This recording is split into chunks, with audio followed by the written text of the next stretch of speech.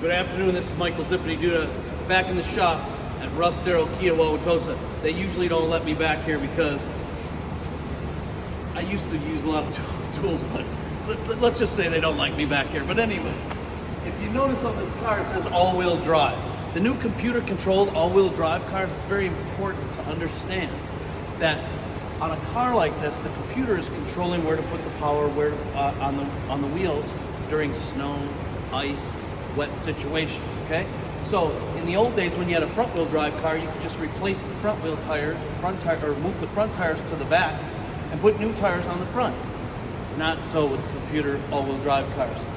Every oil change, every other oil change, you gotta rotate the tires to keep them wearing evenly and replace all the tires at one time.